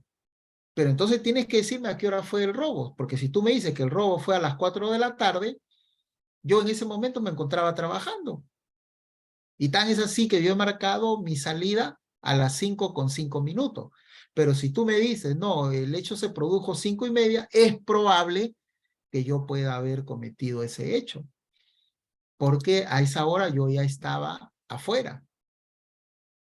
Entonces, si estamos hablando, ojo, de una formalización de la investigación preparatoria, ya hay harta jurisprudencia, casaciones donde ha establecido que probablemente en diligencias preliminares no se exige todavía una imputación necesaria completa, si cabe el término. Pero en una formalización sí tiene que haber imputación necesaria completa o al 100%, como quieramos llamarlo. O sea, el fiscal no te puede formalizar y encima pedir tu prisión preventiva diciendo, bueno, creo que pasó esto, al parecer habría sido en horas de la tarde o en el lugar, sí, pues, se puso de acuerdo en alguna fecha del mes de abril. No, no, no, no, tienes que decirme pues qué día, por lo menos algo más preciso, algo más concreto, porque si tú no me dices cuál es el hecho en concreto que me estás atribuyendo, yo no me voy a poder defender. Justamente la imputación necesaria va de la mano con la defensa, ¿no? Y por eso, tanto los acuerdos plenarios como algunas casaciones, cuando se formaliza la investigación preparatoria, sí tiene que haber una imputación necesaria. Entonces, ese argumento, no, es que eso va a denaturalizar una audiencia de prisión preventiva, yo la verdad no coincido con esa posición. Porque, ojo, estamos hablando de la privación de la libertad de una persona, que aunque muchos digan, no, pero es una medida cautelar, es verdad, es una medida cautelar que no persigue un fin en sí mismo, sino para el proceso, ¿no? Pero aún así, estamos hablando que ya sería casi una sentencia anticipada, ¿no? Porque en realidad lo que se hace es que la persona vaya privada de su libertad y como dijimos al inicio, eso sea parte del cómputo si es que por AOE en algún momento lo condenan, ¿no? ¿Y qué pasa si lo absuelven? ¿No? ¿Qué pasa si lo absuelven? Y todavía lo absuelven por insuficiencia probatoria. Entonces, ¿qué pasó cuando se dictó la prisión preventiva? Y peor aún, ¿qué pasa si lo absuelven por una insuficiencia de imputación necesaria? O sea, por falta de una imputación necesaria. Peor aún, ¿no? No, es que eso hay que discutirlo ya después, no hay que discutirlo en una audiencia de prisión preventiva. Yo particularmente sí considero, ¿por qué? Porque la imputación necesaria, esos son los hechos que van a respaldar la petición del fiscal. ¿Cuáles son los hechos que te estoy atribuyendo? Que tú has robado, que tú has violado, que tú has estafado, que tú has matado, que tú has extorsionado, etcétera. Entonces, eso tiene que estar claro y preciso. Y si hay una deficiencia en el desarrollo de los hechos del fiscal en el momento de sustentarlo, yo le puedo decir, señor juez, ¿de qué me voy a defender? Si el Ministerio Público no ha hecho una precisión de los hechos, ¿no? Es ambiguo, es oscuro, no sé qué es lo que quiere decir con eso. Tiene que decir en forma clara y precisa. ¿De qué me voy a defender? No sé de qué me voy a defender, ¿no? Entonces, yo sí creo, vuelvo a repetir, claro, que eso también una audiencia de prisión preventiva no se convierta, pues, en un debate, como quien dice alguien ya que lo estarían juzgando, no, pero yo sí creo mínimamente que eso se puede discutir, como vuelvo a repetir, se podría debatir el tema, porque mire, ve, y con esto quizás ya vamos por ahí concluyendo. En una oportunidad viajé a Iquitos y dentro de la exposición que habíamos efectuado, luego se acercó una jueza. La jueza me dice, doctor, quiero hacerle una consulta, me dice, sobre una prisión preventiva que hubo acá en Iquitos. Yo tuve fui el juez que tomé esa decisión. Fue un caso mediático, me dice, la prensa estuvo acá bastante enterada y ahí pendiente. ¿Qué es lo que pasó, doctor? Me dice, mire, ve, el fiscal había formalizado por un tema de violación. ¿Recuerda usted, me dice, del artículo 173, que en algún momento el legislador había considerado que más de 14 años a menos de 18 era un agravante, ¿no? Y en eso también hubo bastante acuerdos plenarios. Entonces después el Tribunal Constitucional, creo en el 2013, declaró inconstitucional esto y regresó al tipo inicial. El tipo inicial era que solo se consideraba menor de edad menos de 14 años, ¿no? Más de 14, o de 14 hacia adelante, salvo que haya habido violencia o amenaza, eso se tipificaba en el 170. Pero en esa época se tipificaba en el 173, porque así el legislador había hecho esa modificación. Pero en el 2013 eso se modificó. Entonces yo tuve una audiencia después de eso, me dicen, ¿no? Casi a los meses.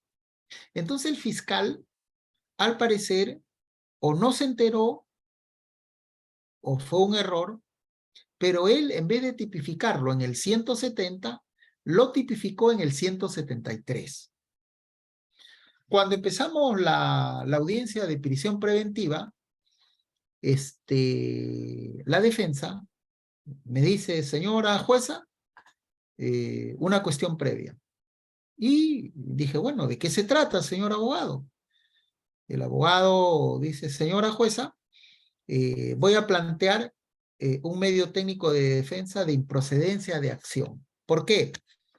Porque los hechos que se le están atribuyendo a mi patrocinado no se subsumen en el artículo 173, son atípicos, ¿no? Y lo sustenta, doctor, y en algo no dejaba de tener razón, me dice.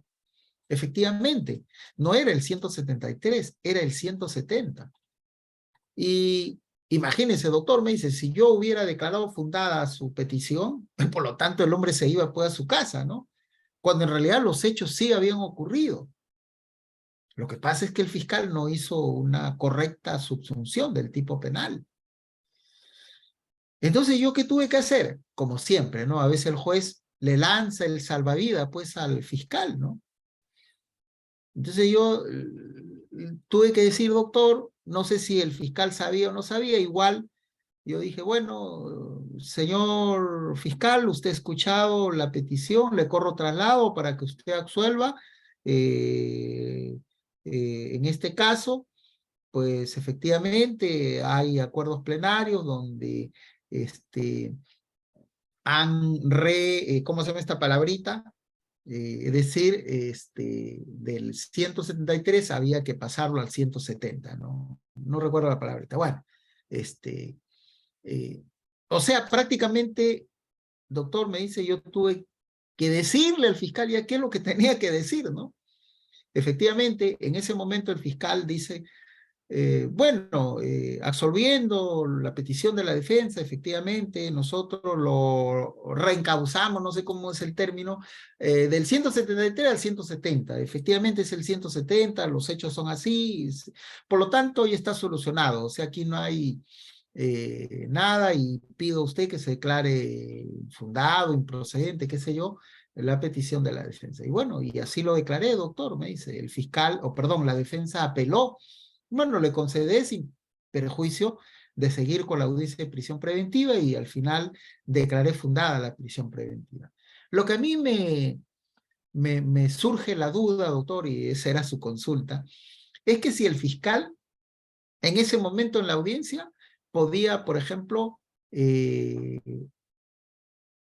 subsumir un hecho, es decir, se podría decir, emitir otra disposición adecuando el tipo penal del 173 al 170. Gracias, Pilar no dice reconducir. Bueno, sí, ¿no? O sea, reconducir del 173 al 170, ¿no?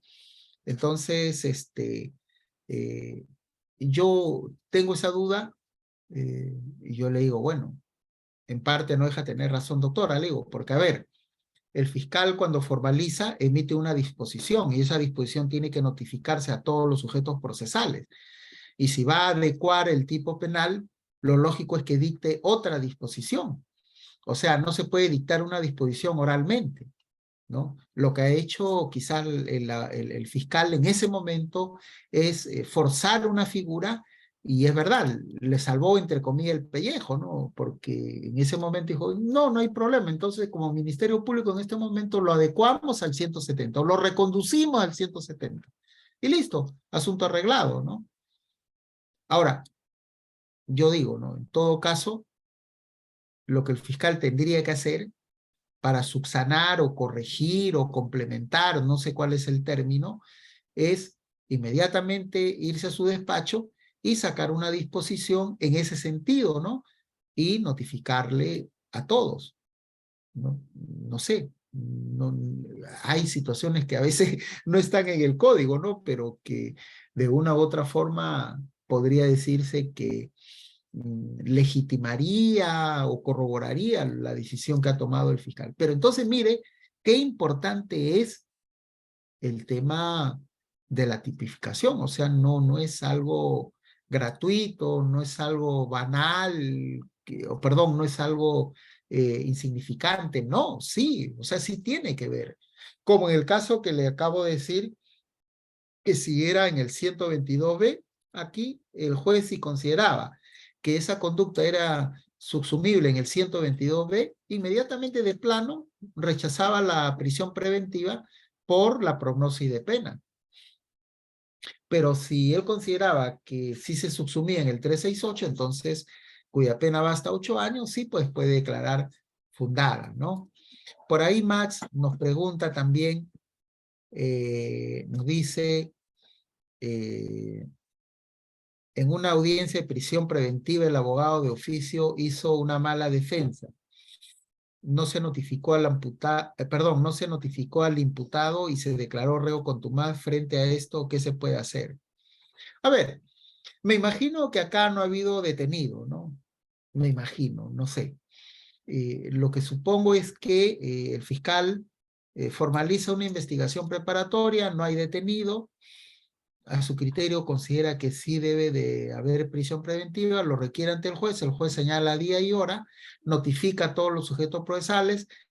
Al ser una persona que supongo, no se sabe si le llegó o no, al parecer sí le llegó, la notificación no designó a su abogado y lo que hace el juez es pedir un abogado de la defensa pública.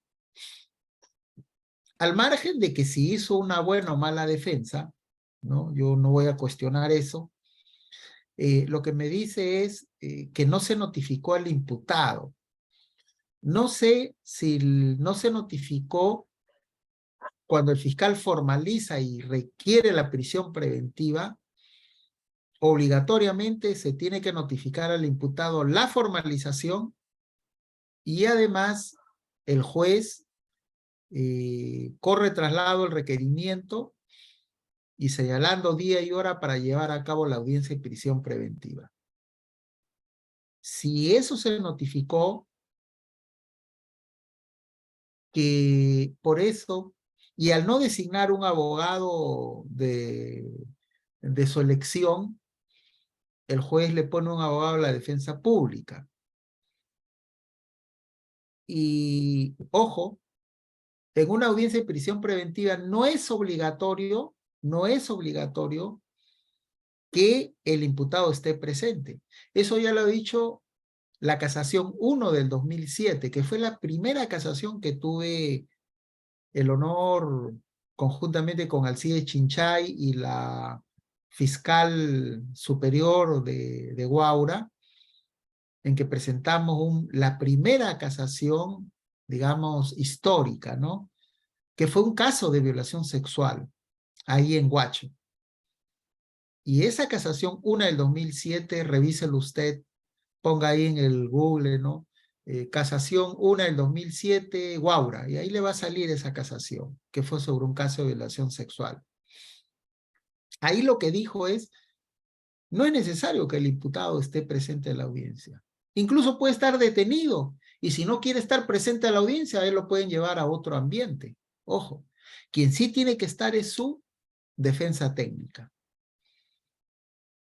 Entonces, pero si no se le notificó la formalización y menos el requerimiento, salvo que no se tenga su domicilio real, ¿no? A veces sucede, a veces en RENIEC figura un domicilio y uno va y ya no vive ahí, ¿no? Esa casación, una del 2007, también dijo, bueno, si por A o B la persona está no habida, que seguro puede ser el tema, se tendrá que notificar por la web.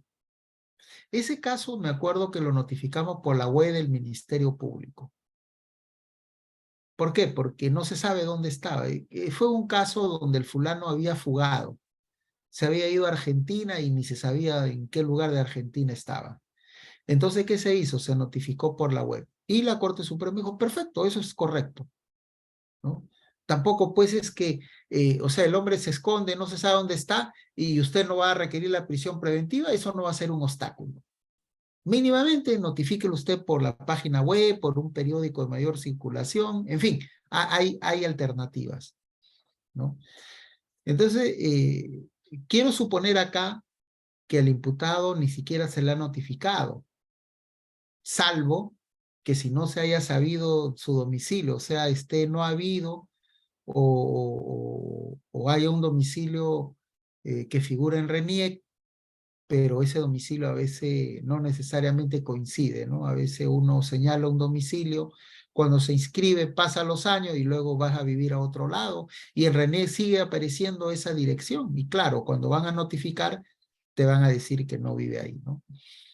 Me dice acá que lo han declarado reo contumaz, entiendo que ya se había declarado procedente la prisión preventiva, y claro, si se declara procedente, tienen que notificarle a la persona, al imputado, para que él se ponga a derecho, ¿no? Recuerden el caso de Humala, por ejemplo, ¿no?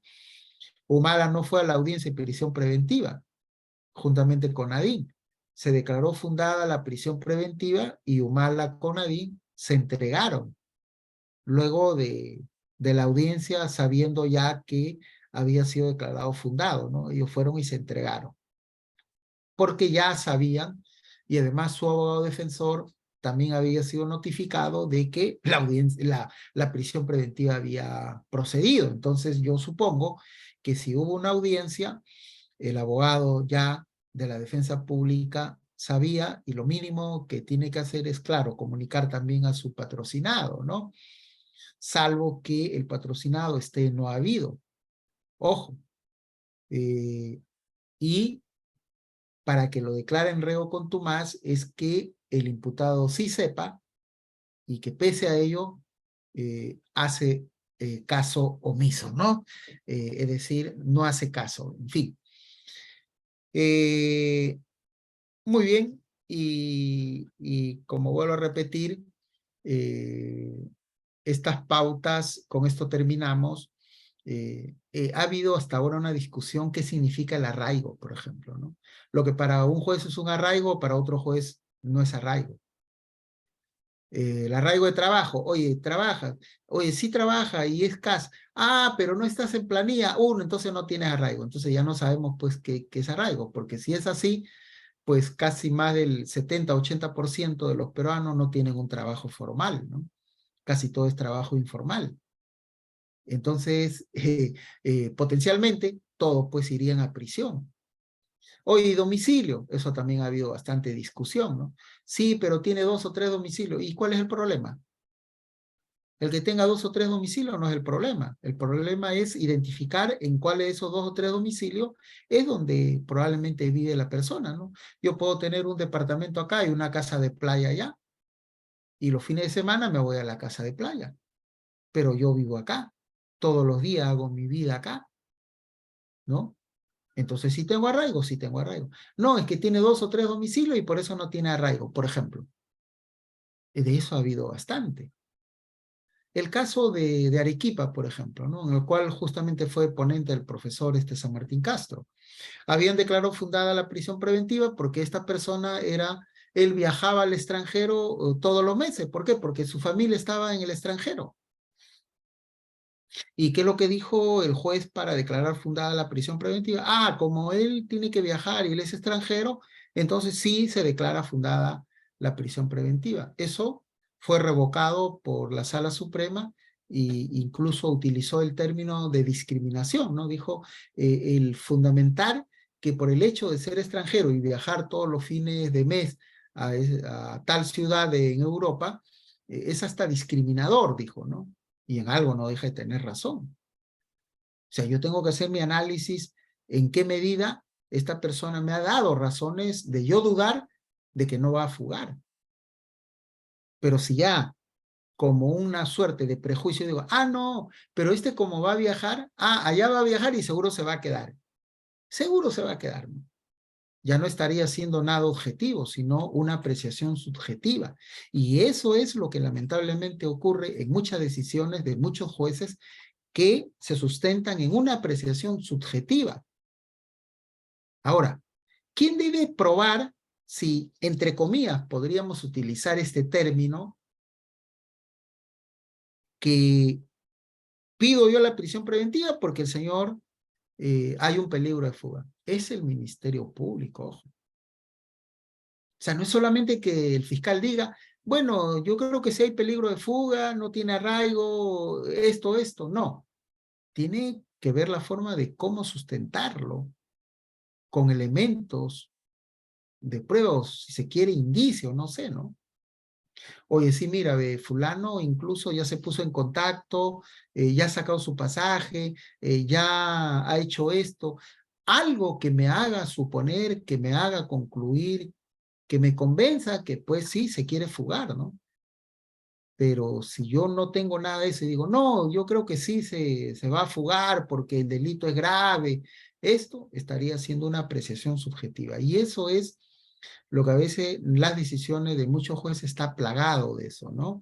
Entonces yo creo que el tema del peligro de fuga es uno de los temas que desde mi punto de vista creo que todavía hay mucho pan por rebanar, muchas cuestiones por dilucidar. Hay todavía contradicciones de los propios jueces, ¿no? Estuve leyendo por ahí una resolución de una sala donde dice, ¿no? Si bien es cierto, ha acreditado que vive en este domicilio con su familia, pero no es de tal entidad que me convenza que vive ahí.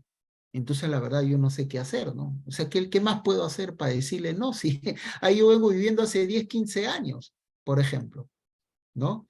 Entonces, hay situaciones donde creo que sí hay que dar unas precisiones, ¿no? Por ejemplo, ¿no? El arraigo laboral.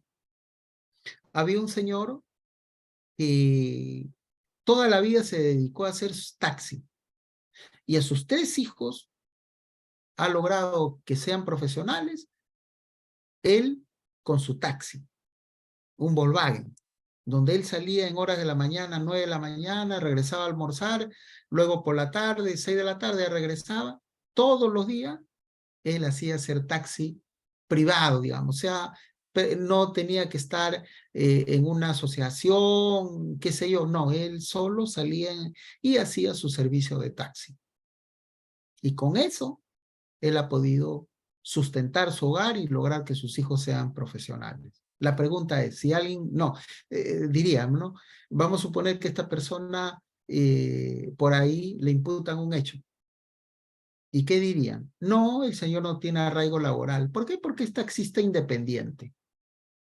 El arraigo no va en ese tema. Justamente el término arraigo es algo que lo sujeta, ¿no? Algo que lo atrae. Por eso se dice arraigo, o sea, lo atrae a la tierra, como dice, ¿no? Y para él, si un día no sale a trabajar o 2 días, ya no lleva el pan a la mesa. Por lo tanto, en nuestro concepto sí habría arraigo, porque él dice, si yo no salgo a trabajar, mi familia se muere de hambre, por decir, ¿no? Entonces, creo que este concepto, la propia casuística, nos va a dar mayor luces. Bien, y termino acá con la pregunta de Freddy. Dice si ya en esta etapa de juicio se podría pedir la cesación de prisión preventiva, ya que uno de los objetivos de la prisión preventiva es justamente el no entorpecer los actos de investigación. Así también se puede pedir en etapa de acusación, ¿no? Bien. Lo que pasa es que la cesación de la prisión preventiva solo opera 285, si mal no recuerdo, cuando nuevos actos de investigación desvirtúen los elementos que sirvieron en su momento para fundar una prisión preventiva. Ojo, es decir, el fiscal al momento de formalizar y al momento de pedir la prisión preventiva y cuando el juez ha evaluado todos estos elementos y ha declarado fundada la prisión preventiva, la única forma de pedir una cesación es que haya nuevos actos de investigación de descargo. Porque si hay actos de investigación de cargo que abonan eso, entonces no puedo pedir la cesación. ¿Cuándo voy a pedir la cesación? Cuando hayan nuevos actos de investigación, no sé, nuevos testigos, nueva prueba documental, una nueva pericia. Por ejemplo, ¿no? Hubo un caso, me acuerdo, en el norte de violación. Y una chica, una niña de 12 años, le había imputado al vecino que la había violado. El hombre se fue preso. Lo bueno fue que se sacó muestras para el ADN y luego de 7 meses llegó el resultado del ADN y era incompatible, ¿no? Los restos de semen que se había hecho en el hisopado vaginal, así como en las prendas íntimas de la víctima, ¿no? Se había encontrado espermatozoides, estos se homologaron con la muestra del imputado y resultó que eran incompatibles. O sea, a quien estaba imputando no era el autor, no era el autor, lo decía una prueba científica. Ese es un nuevo elemento, por lo cual incluso la defensa pidió la cesación de la prisión preventiva. Cuando se pasa a la etapa intermedia, se entiende que ya, digamos, no hay más acto de investigación. Yo diría más bien que ahí, si la defensa considera que si hay posterior a la prisión preventiva actos de investigación que abonen a la inocencia del imputado, sí, lo puede pedir en la etapa intermedia. Justamente en la audiencia de control de acusación, una de las razones que se piden es justamente las medidas coercitivas y en todo caso la prisión preventiva. Lo puede pedir ahí, sí. Ahora, en el juicio oral yo sí no estoy muy seguro. Le diré, porque se entiende que ya en la acusación ya se declaró el auto de enjuiciamiento, es decir, ya se va sí o sí al juicio oral. Entonces yo creo que ahí ya no hay acto de investigación, ya todos son medios de prueba. Bien, con esto hemos terminado. Espero haber por lo menos, digamos, haber sacado algunas dudas. El tema es amplio. A veces 2 horas es insuficiente, pero bueno, esperemos haber por lo menos tocado algunos temas esenciales. Como quiera que ya han formulado las preguntas, yo les agradezco a todos ustedes y de pronto nos podemos estar viendo en otra oportunidad. Ok, gracias, de César Vallejo. Sí, ahí estamos enseñando también en César Vallejo. Ok, gracias a ustedes. Bien, con lo cual nos despedimos. Gracias a CEFOCAP.